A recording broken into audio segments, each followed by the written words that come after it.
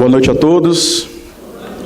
Que a graça do Senhor esteja sobre todos nesta noite. É com grande alegria que estou aqui, juntamente com os irmãos, para cultuar o nosso Deus, rever alguns irmãos queridos.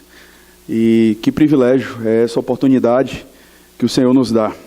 Vim por causa de uma semana de estudos, mas aproveitei também para antecipar a viagem para poder estar aqui com os irmãos, e tem sido uma bênção. Eu peço que você abra a palavra do Senhor lá no Salmo 130.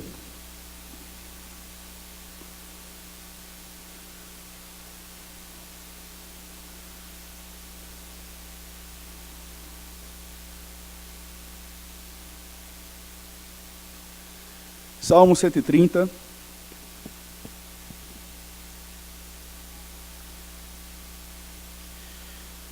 Peço que você acompanhe a leitura da palavra de Deus. Diz assim, a palavra do nosso Deus. Das profundezas clamo a ti, Senhor. Escuta, Senhor, a minha voz. Estejam alertas os teus ouvidos às minhas súplicas. Se observares, Senhor, iniquidades, quem, Senhor, subsistirá? Contigo, porém, está o perdão para que te temam. Aguardo o Senhor, a minha alma o aguarda. Eu espero na sua palavra. A minha alma anseia pelo Senhor, mais do que os guardas pelo romper da manhã. Mais do que os guardas pelo romper da manhã.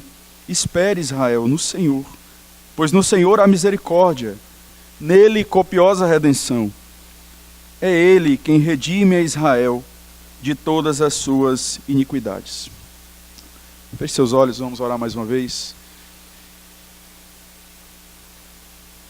Santo Deus, que privilégio, Pai, para nós é estarmos aqui reunidos em nome de Jesus, para bendizer o Senhor, Deus triuno, Deus que agiu com imensa misericórdia sobre as nossas vidas ao mandar o teu Filho para cumprir as exigências do pacto de obras, algo impossível a nós. Mas aprove o Senhor fazer isso. Porque nós não sabemos, ó Deus, lidar com o nosso problema essencial, que é o pecado, mas o Senhor não nos deixou no estado de miséria. O Senhor mandou o teu Filho para nos redimir. E nós te agradecemos, Pai. Ainda que não entendamos a profundidade do teu imenso amor por nós. Te louvamos porque sabemos da tua misericórdia e só sabemos porque o teu Espírito nos iluminou o entendimento. Nesse instante, Pai, nosso clamor é para que o Senhor nos abençoe através da leitura e da pregação da tua santa palavra. Que o supremo profeta, que é Cristo, comunique a tua verdade ao teu povo reunido aqui nesta noite. É isso que nós te pedimos, Pai, no nome de Jesus. Amém. Irmãos, o Salmo 130, ele está dentro de uma coletânea de salmos que são intitulados como Salmos dos Degraus, ou Salmos de Subida, ou Salmos de Ascensão. Eu não gosto muito de utilizar o termo cânticos de romagem, ainda que alguns que de repente o utilizam, eu não vou dizer que estão falando uma heresia, mas por conta de uma associação com o contexto romano, então eu fico com alguns pais do passado que chamavam de cânticos de subida, cânticos de ascensão ou cânticos dos degraus, porque era o cântico dos peregrinos, daqueles que eram convocados pelo menos 3 vezes por ano a se reunirem em Jerusalém para bendizer o Senhor. Eles eram convocados por pelo menos 3 festas: a festa dos tabernáculos, a festa da Páscoa e a festa do Pentecostes. Então, de todos os lugares, eles iam a Jerusalém para servir a Deus. E no trajeto, enquanto eles subiam a Jerusalém, eles iam então entoando esses cânticos. Eles iam entoando estes salmos. Por isso que eles são chamados de cânticos dos degraus, ou podemos chamá-los de cântico dos peregrinos, né? Que vai do 120 ao 134. O salmo que nós temos aqui, o Salmo 130, ele está dentro de uma categoria que nós chamamos de salmos penitenciais. Por quê? porque são salmos que tratam a respeito de confissão de pecado, salmos que expressam o desespero, o clamor daquele que pede a Deus por misericórdia, daquele que clama ao Senhor por perdão. E é exatamente o que nós temos aqui. Nós temos um salmista que clama ao Senhor desesperadamente. Ele clama ao Senhor por misericórdia. Ele clama a Deus que tenha compaixão de sua vida. O salmo, ele inicia a mostrar, como é que eu posso dizer, o desespero do salmista, mas ele vai então ascendendo, ele vai desenvolvendo o seu argumento, de modo que no final nós temos uma atitude de júbilo. Ele sai do desespero para o júbilo. Ele sai da desconfiança para a confiança, é exatamente o que nós percebemos aqui. Há uma progressão. Ele começa das profundezas, clamo a ti, Senhor. E no final, ele então ele convoca o povo de Israel para que espere no Senhor, porque no Senhor há copiosa redenção, no Senhor há grande misericórdia. Então o que nós vamos perceber é que no versículo 1 e no versículo 2, o salmista ele vai falar a respeito da sua situação, da sua condição diante de Deus. Por favor, acompanhe aí a leitura do verso 1 e do verso 2. O salmista diz: das profundezas clamo a ti, Senhor. Escuta, Senhor, a minha voz. Estejam alertas os teus ouvidos às minhas súplicas. De onde o salmista clama? As Escrituras nos mostram, nos seus primeiros versos, que é das profundezas. E essa expressão, embora não seja tão típica no contexto dos Salmos, ela denota um estado de calamidade. Ele estava numa situação muito complicada, numa situação desesperadora. E é exatamente desse contexto, nessa condição, que ele eleva a sua oração ao Senhor. No Salmo 69, no versículo 1 e no versículo 2, o salmista diz: salva-me, ó Deus, porque as águas me sobem até a alma. Estou atolado em profundo lamaçal, que não dá pé. Estou nas profundezas das águas, e a corrente me submerge. É ali, naquela condição desesperadora, que o salmista então eleva a sua voz ao Senhor. E como é que ele eleva a sua voz ao Senhor? Como ele ora a Deus? Nós temos a resposta aí no versículo 2. Olha aí os primeiros versos. Ele diz: escuta, Senhor, a minha voz. Literalmente nós podemos traduzir essa frase da seguinte forma: escuta, Senhor, o meu grito. Ele não estava, embora ele pudesse fazer isso, mas não é isso que o texto original nos mostra, ele não estava balbuciando.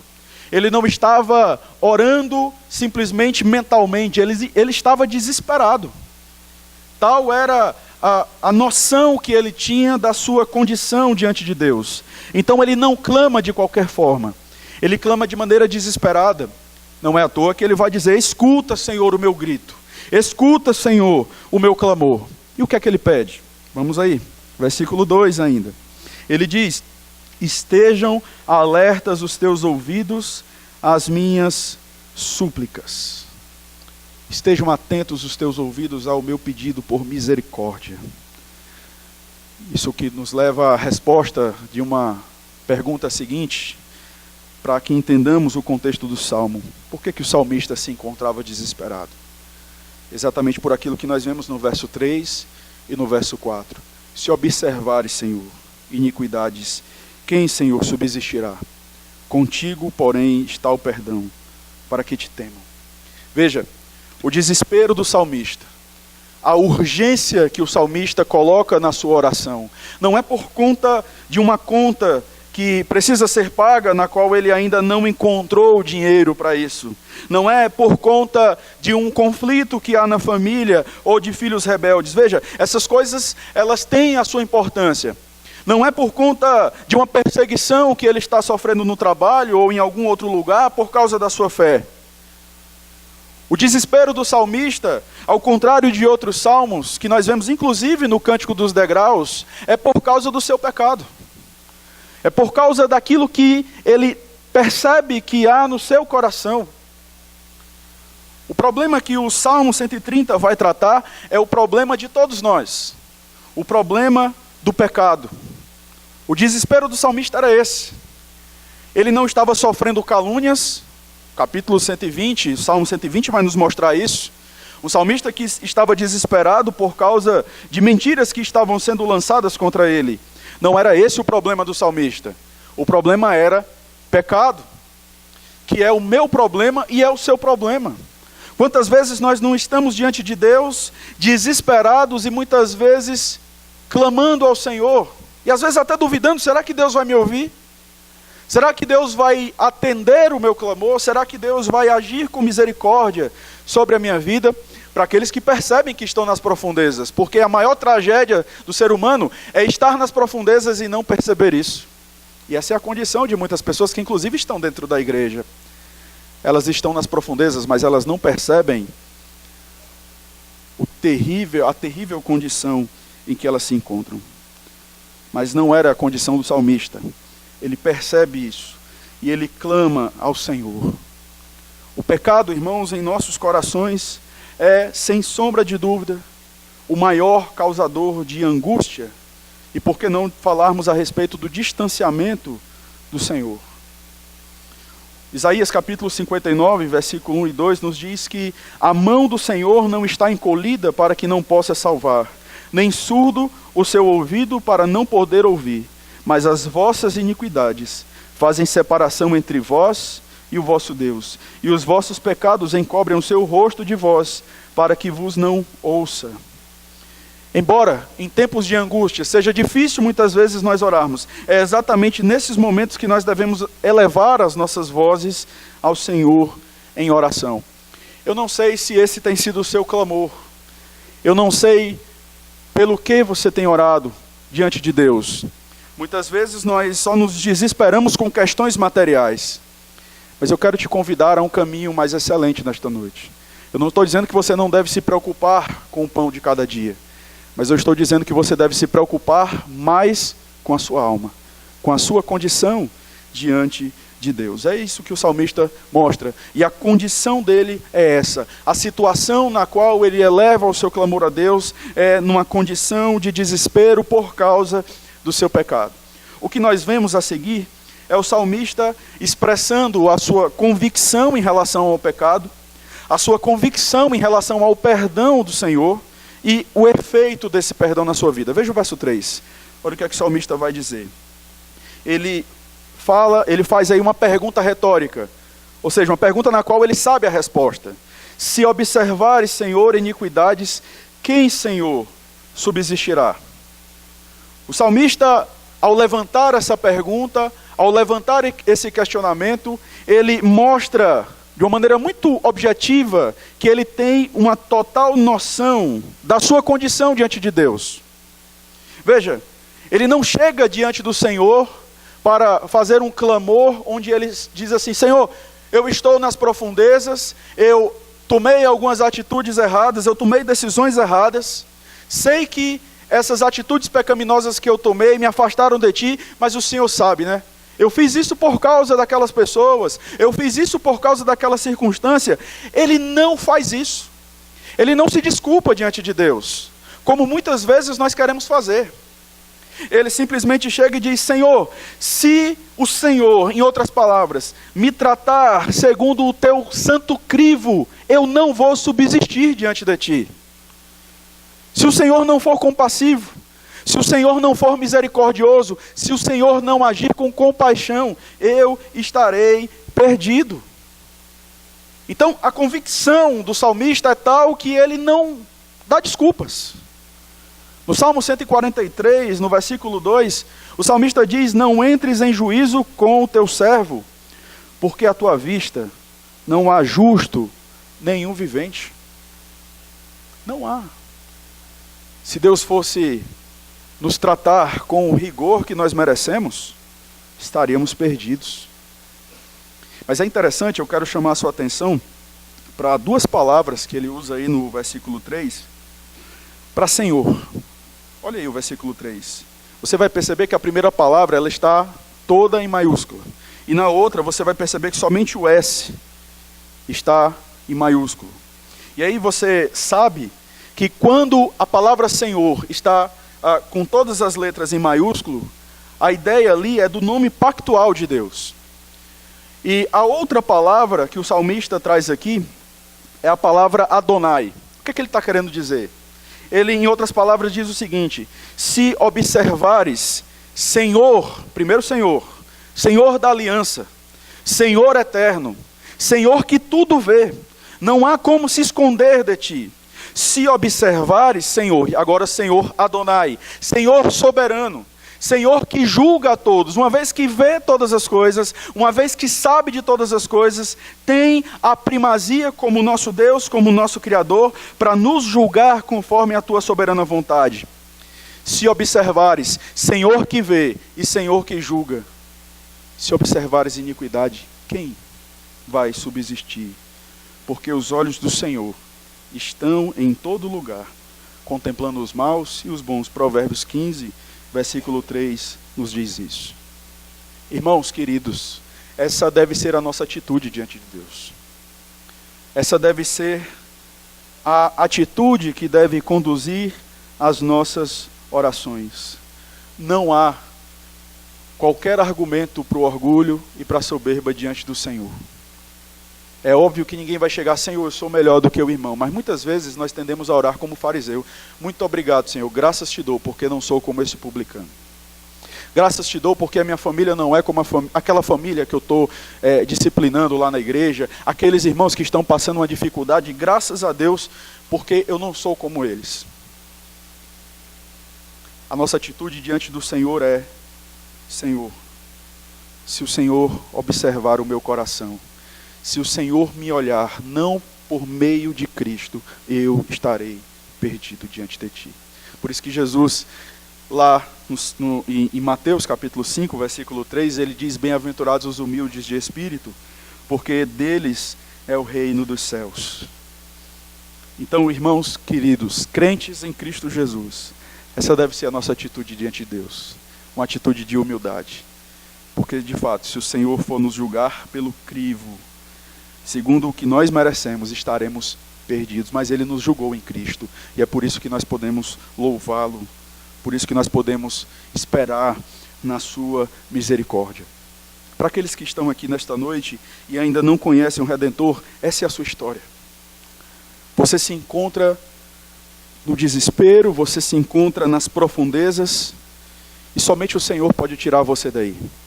As respostas, elas não estão em você. As respostas estão em Cristo. Somente Cristo pode nos livrar de uma situação desoladora, de uma situação difícil. Mas esse é o grande problema. Muitos estão nas profundezas, mas não estão percebendo isso. E eles então tocam a sua vida de maneira normal. Não sentem o pecado, eles não se importam em desagradar a Deus, eles não se importam em continuar agindo de maneira perversa, até mesmo no contexto da igreja, eles não se importam com isso. E eles então vão se distanciando do Senhor cada vez mais. Por isso, se essa é a sua condição, eu quero convidar você nesta noite ao arrependimento e a considerar a sua situação diante de Deus. Precisamos ter convicção do nosso pecado diante do Senhor, mas não só convicção do pecado. O salmista, ele não expressa só uma convicção por seu pecado, ele expressa uma convicção da graça de Deus, pela graça de Deus, pelo perdão de Deus. Veja aí o versículo 4. Olha o que é que o salmista diz: contigo, porém, está o perdão para que te temam. Anteriormente, o salmista apresenta um quadro desolador. Ele entende que se o Senhor o tratar conforme o seu pecado, ele estará perdido. Mas ele não fica só aí. Ele entende que Deus é Deus perdoador. Contigo, Senhor, está o perdão. Ele clama ao Senhor, ele não clama ao seu pastor, ele não clama ao presbítero, ele não clama ao irmão mais piedoso, porque ele entende que nessa condição, ainda que o presbítero possa auxiliá-lo, ainda que o pastor possa ajudá-lo, ainda que qualquer outro irmão piedoso possa ajudá-lo, em última instância, se o Senhor não o ajudar, ele continuará perdido. É por isso que ele diz: contigo, Senhor, está o perdão. Se o Senhor não for misericordioso comigo, não adianta a igreja me abraçar, não adianta as pessoas me acolherem, porque contigo está o perdão.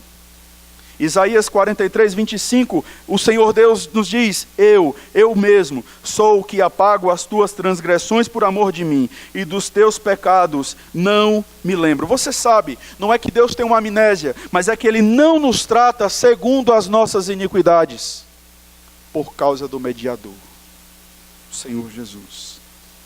Deus é aquele que nos perdoa. Clame a Deus por misericórdia. Quantas vezes nós não agimos de maneira a demonstrar que precisamos estar habilitados para recebermos o perdão de Deus? Você não tem que estar habilitado, porque você não pode se habilitar a isso. Porque o perdão, ele não é iniciado por uma atitude que você tenha, algo que você faça.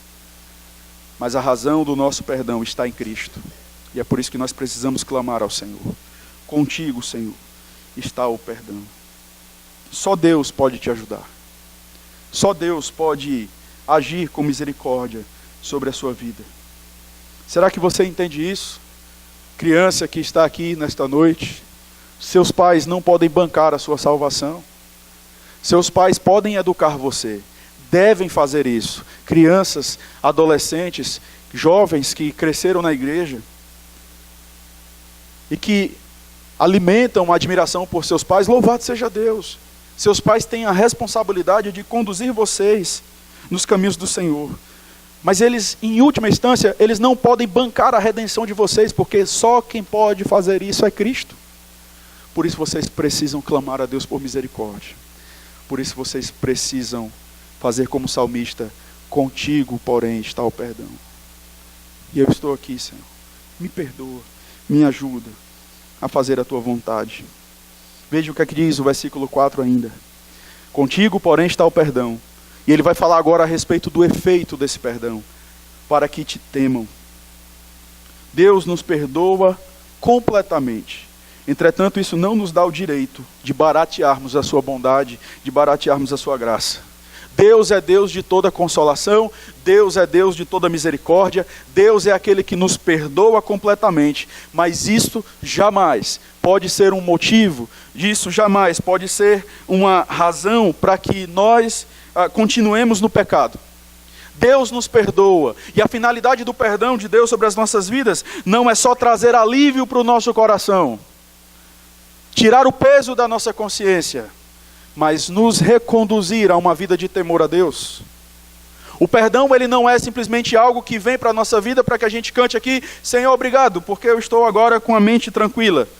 Não, Senhor. Contigo está o perdão, para que te temam. Para que, a partir de então, uma vez cônscios ou conscientes do perdão que o Senhor nos dá, possamos agora decidir segundo a tua vontade. Possamos agora temer o Senhor. E eu gosto da definição que Provérbios 8:13 nos dá a respeito do temor do Senhor. O temor do Senhor, Provérbios 8:13, consiste em aborrecer o mal, a soberba, a arrogância, o mau caminho e a boca perversa, eu os aborreço. Temer a Deus é temer pecar contra o Senhor. É respeitar a Deus, é tomar decisões que de fato agradam ao Senhor. O temor do Senhor não é algo que deve nos paralisar, mas é algo que deve nos conduzir a olhar o mundo e tomar decisões que de fato glorificam a Deus. Uma outra definição mais simples é amar o que Deus ama e odiar o que Deus odeia. Quando nós olhamos, por exemplo, o Êxodo capítulo 20, verso 20, nós vemos dois tipos de temor. Moisés, ele diz assim: não temais. E olha o que é curioso. Ele diz assim: não temais. Deus veio para vos provar e para que o seu temor esteja diante de vós, a fim de que não pequeis. Não temam. Depois Moisés diz: temam. O que ele está querendo dizer com isso? Ele está falando a respeito do temor pecaminoso e do temor bíblico. O temor pecaminoso, o temor que você não deve ter, que a Bíblia condena, é aquele temor que adora a Deus pelo medo da punição. Eu vou para a igreja porque vai que na segunda-feira aquela entrevista de emprego não dê certo. Eu vou ler a Bíblia porque vai que aquele diagnóstico dê errado. Eu vou fazer as coisas para Deus, porque vai que as coisas acontecem de maneira que eu não estou planejando. Esse é o temor pecaminoso. Aqueles que adoram a Deus porque têm medo do inferno. O temor bíblico, ao contrário do temor pecaminoso, é aquele que adora, aquele que serve ao Senhor em retribuição por tudo aquilo que Ele nos deu em Cristo. Porque lá em 1 João 4,18, João diz assim: no amor não existe medo. Antes o verdadeiro amor lança fora o medo. Ora, o medo produz tormento, logo aquele que teme não é aperfeiçoado no amor. Você teme ao Senhor por quê? Como diz Agostinho, o que você busca quando você busca a Deus?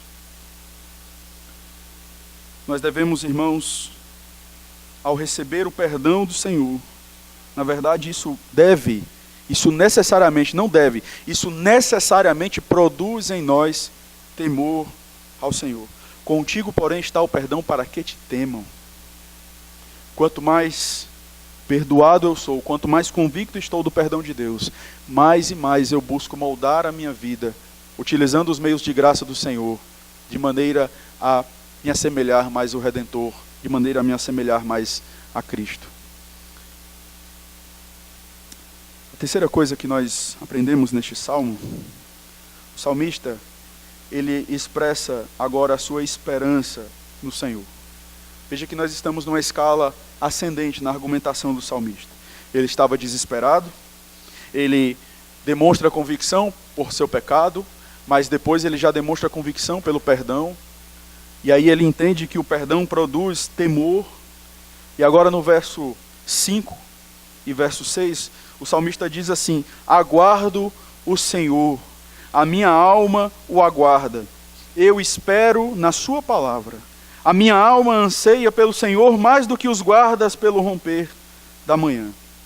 Por 3 vezes, o salmista ele afirma que espera no Senhor.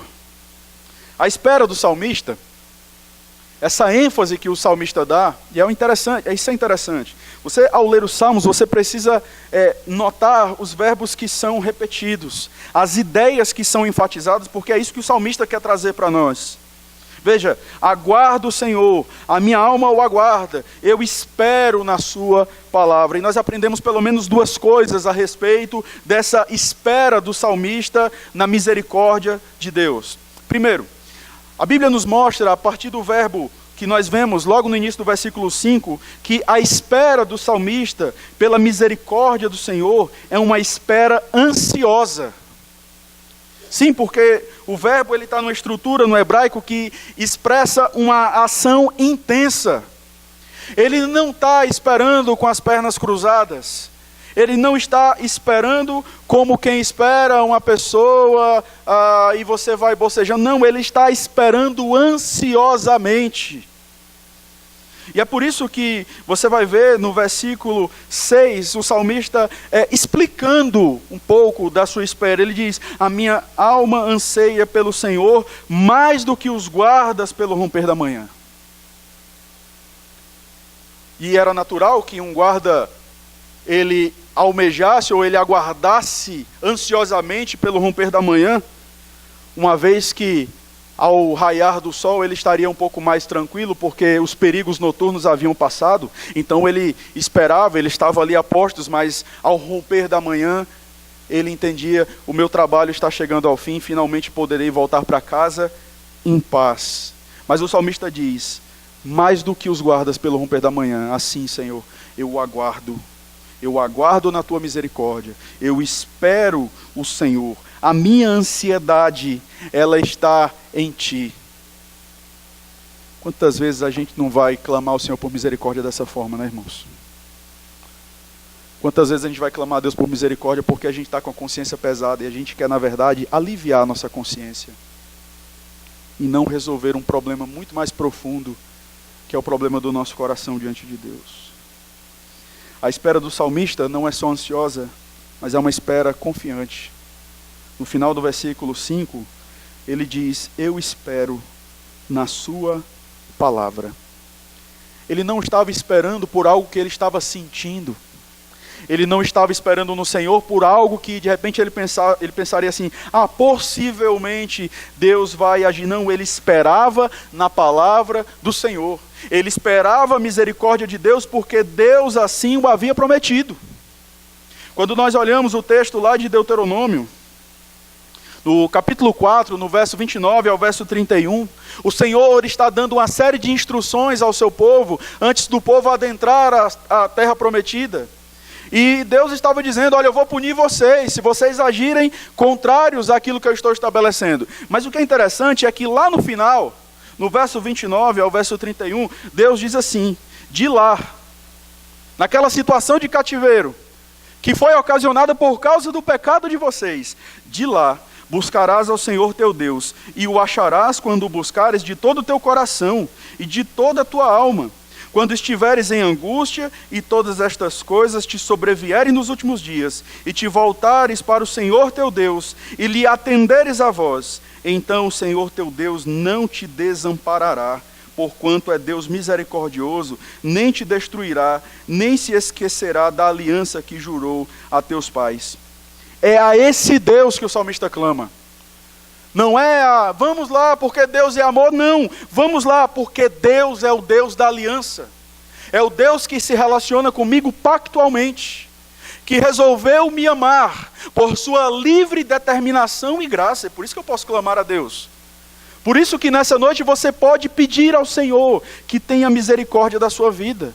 Isaías capítulo 1, versículo 18, o salmista, o profeta, ele fala a respeito do convite do Senhor. Vinde, pois, e vamos raciocinar, arrazoemos, diz o Senhor. Ainda que os vossos pecados sejam como a escarlata, eles se tornarão brancos como a neve. Ainda que sejam vermelhos como o carmesim, se tornarão como a lã.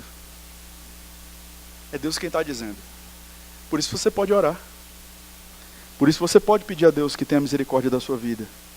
Não porque você é bonitinho, não porque você tem tanto tempo de igreja, mas porque isso está nas promessas do Senhor. O teu Senhor, o teu dono, o teu marido, porque é isso que nós vemos nas Escrituras, numa relação de pacto. Nós somos a esposa, nós somos a noiva. Ele disse que nada vai faltar para você e para mim, inclusive o seu perdão e a sua misericórdia. Por isso, irmão, você, ao ter convicção do seu pecado, você pode orar baseado na promessa que nós vemos lá em 1 João 9. Se confessarmos os nossos pecados, Ele é fiel e justo para nos perdoar os pecados e nos purificar de toda injustiça. Pastor, mas eu não estou sentindo. Você não tem que sentir, você tem que crer. Você tem que confiar. O grande problema nosso é que nós somos incrédulos. Porque nós acreditamos lá no fundo que Deus nos aceita por algo que nós fazemos. E Deus não nos aceita por algo que nós fazemos. A obediência é importante, mas no Evangelho a obediência está no seu devido lugar. É uma retribuição ou é uma evidência daquilo que Cristo faz por nós. Jamais a causa do amor de Deus por nós. Porque o amor de Deus por nós, segundo o que nós vemos nas Escrituras, para aqueles que são legalistas terão dificuldade de repente com isso. Mas é o que o profeta Jeremias vai dizer: com amor eterno te amei. Cristo não é a causa do amor de Deus por nós. Nossa, pastor, isso é uma heresia. Romanos 5,8. Mas Deus prova o seu amor para conosco pelo fato de ter Cristo Jesus morrido por nós. Ou seja, Cristo é a prova do amor de Deus. Sim, aquilo que Cristo faz efetiva em nós as bênçãos da redenção. Perdão, justificação, santificação. Todas essas coisas são possíveis por causa do que Cristo faz. Mas porque Deus nos amou antes dos tempos eternos, Ele mandou o seu Filho para morrer por nós. O que eu quero dizer, em outras palavras, é que você vai clamar não a alguém que está chateadinho com você e que de repente muda o tom de voz segundo aquilo que você faz contrário àquilo que essa pessoa espera de você. Você vai clamar a um Deus que ama você desde os tempos eternos. É isso que o salmista está fazendo aqui. É por isso que ele diz: nele há copiosa redenção, nele há misericórdia. ainda que eu perceba que eu esteja nas profundezas, eu sei quem pode me tirar daqui. E então ele clama. E então, ao experimentar essa misericórdia, ao experimentar este perdão maravilhoso, ele então convida, ele conclama Israel, para que Israel espere no Senhor. Veja aí o final do versículo 6, ele diz: mais do que os guardas pelo romper da manhã, espere Israel no Senhor, pois no Senhor há misericórdia, nele copiosa redenção. É Ele quem redime a Israel de todas as suas iniquidades. O salmista convida o povo de Israel para que experimente aquilo que ele experimentou. Do mesmo modo, Israel, que eu aguardo o Senhor mais do que os guardas pelo romper da manhã, Israel, faça isso também. E eu vou te dar 2 razões, Israel. A primeira é: nele há misericórdia, é o que nós vemos no texto. A segunda é: nele há copiosa redenção. Ao lermos essa expressão aqui do salmista, quando ele diz: pois no Senhor há misericórdia, talvez essa expressão para misericórdia, ela passe desapercebida por nós. Essa palavra no hebraico, e eu preciso dizer isso porque isso vai fundamentar aquilo que eu vou explicar para os irmãos, é a palavra hesed. Essa palavra desempacotada, ela traz uma ideia profunda de aliança. E aí eu fui ver em algumas versões que ajudam a gente a entender um pouco mais o que é que o salmista está querendo dizer. Olha o que é que diz na Nova Versão Internacional, na NVI. Ponha a sua esperança no Senhor, ó Israel, pois no Senhor, ao invés de dizer misericórdia, ele vai dizer assim: há amor leal. A Sociedade Bíblica Britânica vai traduzir a expressão misericórdia da seguinte forma: espera, ó Israel, em Jeová, pois com Jeová está a benignidade. E a linguagem de hoje traz algo que expressa ou busca se aproximar daquilo que o sentido original nos mostra. Povo de Israel, põe a sua esperança em Deus, o Senhor, porque o seu amor é fiel. O que todas essas versões têm em comum é: ele está esperando numa misericórdia que está pautada na aliança, na doutrina do pacto, cujo o Redentor é o mediador perfeito. Claro, no contexto da antiga aliança, o pacto da graça era administrado de uma maneira diferente, por meio dos sacrifícios, algo que não é mais propício no contexto do Novo Testamento, porque isso tudo era sombra daquilo que Cristo faria no contexto da nova aliança. Mas quando ele fala, nele há misericórdia, ele está querendo dizer, nele há um amor leal. Nele há um amor que não se acaba. Um amor que não adianta.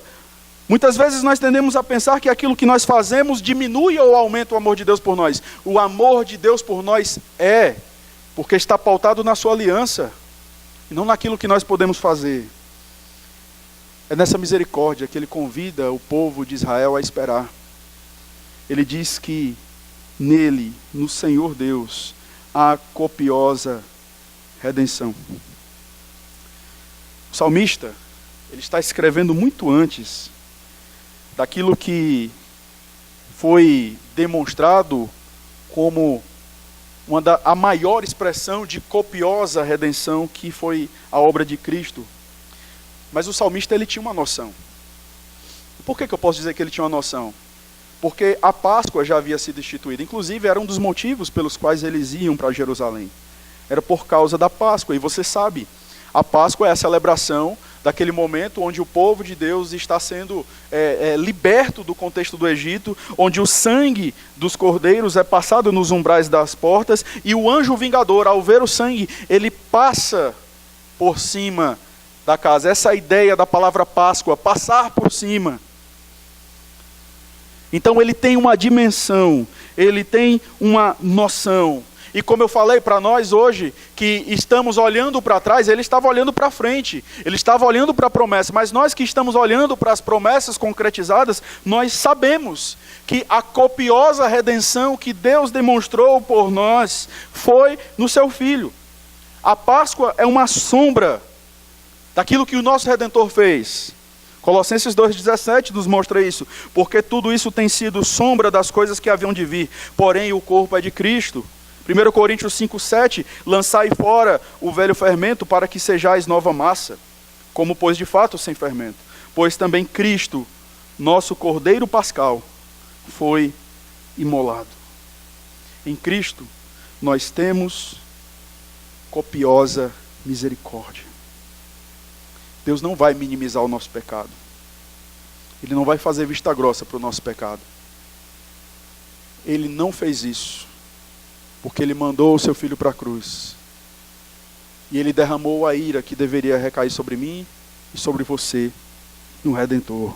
E nós podemos dizer, eu vou esperar na misericórdia de Deus, porque em Deus há copiosa redenção, e Ele demonstrou isso ao mandar o seu Filho para morrer na cruz do Calvário, em meu lugar. A conclusão do pensamento do salmista, ele diz, é Ele quem redime a Israel de todas as suas iniquidades. É Ele que nos redime, e Ele providenciou isso em Cristo. Percebe, irmãos? O salmo começa com uma péssima notícia, e termina agora com uma boa notícia. A Bíblia está cheia disso. Essa estrutura, ela permeia todas as Escrituras. Pastor, onde é que está a péssima notícia? O versículo 3. Se observares, Senhor, iniquidade, quem, Senhor, subsistirá? Você pensou se ficasse só aí? Desesperador, não? Senhor, estou perdido. Mas ele termina com uma boa notícia. A boa notícia está no verso 7. Espere, Israel, no Senhor, pois no Senhor há misericórdia, nele copiosa redenção. É Ele quem redime a Israel de todas as suas iniquidades. Vamos voltar à pergunta do verso 3. Se observares, Senhor, iniquidade, quem, Senhor, subsistirá? Nós conhecemos um homem que levantou a sua mão e disse, eu subsistirei. Cristo Jesus. Se observares, Senhor, iniquidade, será que há alguém perfeito? Eu sou perfeito. E Ele nos representa diante de Deus. Essa pergunta foi feita. E Cristo passou pelo crivo do Deus justo juiz. Não há iniquidade no nosso Redentor. Ele não pecou. E é Ele, o único, que pode resolver o nosso problema fundamental, o nosso problema essencial, o pecado. Por isso que nós precisamos depositar os nossos corações em Cristo, porque Ele foi o único que subsistiu. A pergunta do verso 3, e se estamos nele, por causa dele, nós iremos subsistir também. Nós iremos passar pelo crivo, não por causa das nossas obras, mas por causa das obras do nosso Redentor. Meu querido irmão, aguarde no Senhor. Aguarde na misericórdia que há em Cristo. Ele está vindo. A nossa luta, enquanto peregrinos, é uma luta que muitas vezes nos leva ao desânimo. A luta contra o pecado muitas vezes nos leva à frustração. A luta contra o pecado muitas vezes nos leva a pensar, será que nós estamos progredindo? Mas deixa eu te dar uma boa notícia. O Redentor está vindo. Espera, como os guardas esperam pelo romper da manhã. É noite agora. Estamos nesse mundo cruel. Estamos no deserto. Mas o sol já está despontando. O sol da justiça, que é Cristo, está raiando. E Ele voltará. E aí, irmãos, não poderemos mais pecar, porque seremos restaurados completamente. O seu Redentor, o meu Redentor, Ele vem. A situação pode ser desesperadora, mas Cristo virá. O seu perdão está presente em nós. Louvado seja Deus por sua misericórdia. Que Deus nos fortaleça. Que Deus acalme o nosso coração. Que possamos nunca perder de vista que nessa peregrinação nós não estamos sozinhos. Ele é o nosso guarda. Ele é a nossa sombra à nossa direita. O Salmo 121 nos diz isso. Você tem enfrentado dificuldades com o pecado? Você tem clamado a Deus? Você tem duvidado muitas vezes do perdão de Deus? Eu quero te encorajar nessa noite a confiar na copiosa redenção que há em Cristo Jesus. Feche seus olhos, baixe sua cabeça. Vamos clamar ao Senhor e confiar na sua misericórdia. Santíssimo Deus, te agradecemos pelo Salmo 130. Te louvamos, Pai, por causa de Cristo, nosso Redentor perfeito, no qual vimos a tua copiosa redenção. Ó Deus, nos ajuda, Pai. Nos ajuda a termos uma visão correta a respeito do Senhor. Nos ajuda a nunca duvidarmos da tua bondade, da tua misericórdia. Nos ajuda, Deus, a vivermos de maneira diferente, de maneira a glorificar o teu santo nome. Te agradecemos pelo teu perdão soberano, pela tua graça bendita. Que vivamos, ó Deus, que possamos viver todos os nossos dias para bendizer o teu santo nome. Que possamos glorificar o Senhor e vir ao culto com os nossos corações cheios de gratidão por tudo aquilo que o Senhor fez por nós em Cristo Jesus. É no nome dele que nós oramos. Amém.